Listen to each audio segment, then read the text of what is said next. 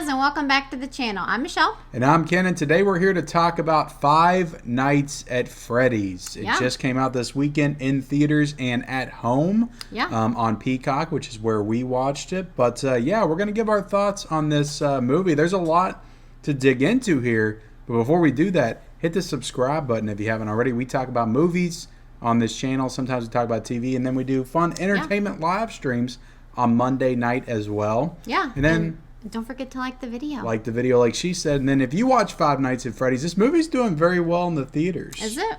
This weekend, which is kind of strange since it's also on streaming as well. Right. But let us know if you saw the movie, what you thought of it in the comments section below. So where do you want to start with this one? I do have a video game shirt on. I'm theming it up tonight. Okay, I don't have a Five Nights at Freddy's shirt. Right. But I got Zelda. I'd like them to make a movie of that one day. So kind of going off of that, obviously this is a video game adaptation. Or is that what you call it? That's the correct term. Okay. So pretty much I feel like our only exposure to this was from our son. Yeah. He played the games, and so when I saw the preview for the movie, I did think that it looked pretty cool.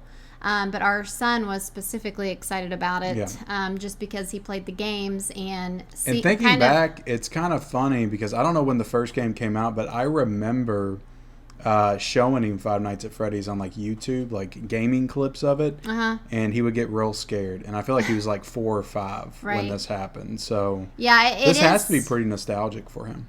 Yeah, I mean, it is kind of funny because our son doesn't typically like scary stuff. But, you know, he is 13 now, and so he was actually excited to see this movie, and so seeing him excited made me excited. Yeah. He did want to go see it in the theater, but we were kind of hearing, like, conflicting, well, not conflicting, but we were hearing things, you know, about the theater experience. Yeah. I've been hearing stuff about the crowd that is seeing this movie is not the best. I don't know. Probably a bunch of annoying teenagers. Yeah, I'm just hearing a lot of like talking going on and stuff like that. It's PG-13. Usually you'll get that with the PG-13. Those are like the worst kind of movies to see in the theaters. PG-13 horror movies, the absolute worst. Yeah, so I did feel a little bad. We kind of talked him into watching it at home, like you said, on Peacock. But I think that it turned out good. And all of that to say, I was hearing that it wasn't good.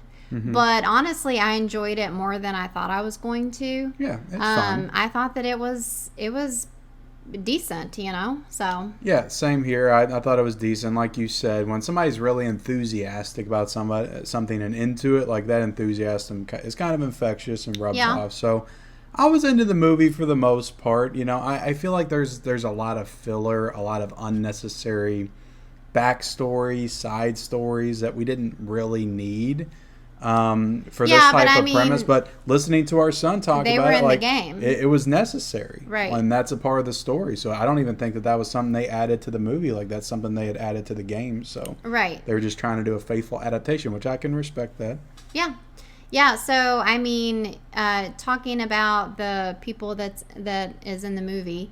I can't even think of his name. I just know him from Hunger Games. Josh Hutcherson. Yeah. Who I felt, I guess around the Hunger Games time, he was in a lot of, he was a teenage actor in quite a few movies back then. And I feel like he's again playing a teenager here, but the guy has to be like in his 30s now, right? No, I mean, Hunger Games was like over 10 years ago. He's not really playing a teenager in this. I feel like, not a teenager, but early 20s. Yeah, he's playing like a young adult for sure. But not a teenager. But yeah, I mean, I see what you're saying. Like, but that just happens a lot. Actors trying to play younger versions that they are much older than. But I thought that he did fine. His character kind of has to bring the emotion a little bit. With just the backstory without, giving too much away. I thought that he did good. And then there is a girl that I recognized from you. I got her name too. Somewhere. Elizabeth Lale? Lale. Is her name? Yeah. She was in You season 1, and so I feel like you didn't particularly like her in that season. It's not that I didn't think the actress was good. I just didn't like her character. Oh, okay, gotcha. I did not like the first season of You. Yeah, I mean, I thought that she was fine in this.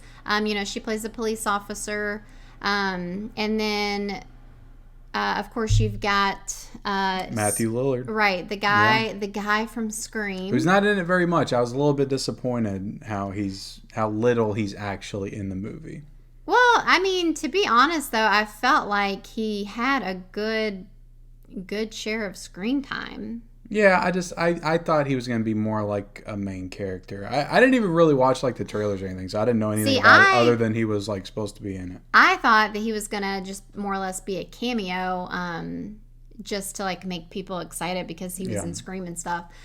So I was actually surprised that he was in this as much as he was. But yeah, I thought, he did fine too. He's definitely much older man now. Yeah. I mean, well, speaking of people in their 30s playing teenagers, he was probably in his 30s when they made Scream, and that was 30 years ago. So crazy. Matthew Lillard's got to be like either approaching or like near 60 by now, but he's probably like mid 50s realistically. Yeah, I mean, surely. That's crazy, though. Yeah. But yeah, I mean, I thought that I do just want to quickly, well, not quickly, but I think that it's really important to talk about how good this movie looks. Yeah. It looks really good. I love all the bright colors, with the whole, like, what do you call it? Like, arcade restaurant. Like the neon lights. And it was really cool because this was set like in a different time, a different time period. From what we gathered, the backstory is kind of in the 80s, and then it's taking place in the 90s, we kind of figured. Yeah, because at one point the mom or somebody's watching the Chia Pet commercial on a CRT TV. There's a bunch of like things that just show up throughout that kind of give you that you can kind of make a guess about when this was taking place. But I thought that, going into the animatronics, I thought that they looked so good. I was so happy that they chose not to do CGI. Yeah. So, I don't know. I was happy about that because... It looked really good. And I was also surprised just how much screen time they actually had. I thought they would just like jump out for a second and then disappear. But like the actual... Like, Freddy, and I don't know all the characters' names. Was it Bonnie was one of them, and Chickalinda? I don't know. Foxy. Yeah. I'm trying to go off of memory here, but they all have their own character and they looked good. Personality, apparently, which I didn't know. Right. They looked good, and they weren't like terrifying, but I still feel like they had the like creep factor to them. Yeah, this, reminds me of those entry-level, like, horror movies when I was a kid. Right. You would be scared of it when you watched it when you were a kid. But, like, watching it as an adult, like, I've seen far scarier things. Well, yeah. But, as far as, like, the kills go in it, I'd kind of heard that there's a lot of, like, what do you call it? Where they, like, don't really show. Like, cutaway kills. Cutaways, that's what I was trying to think of. Cutaway kills. There are, I would say that they do choose to do that a lot. They do show, some stuff, but it's nothing like too crazy. There's one particular kill that I was kind of surprised that they did or showed in the way that they did. Yeah. I'm not going to spoil it, but it just was like, oh, that's kind of brutal. Yeah. They didn't show it all the way, but just the way they actually did show it, I thought was kind of right. I think I know what you're talking about. Yeah, I don't know. I thought, I don't know. It felt like it was on par for a kids video game movie adaptation. And I know that the director of this movie, which was a female, I believe. Yeah, I had her, Emma Tammy.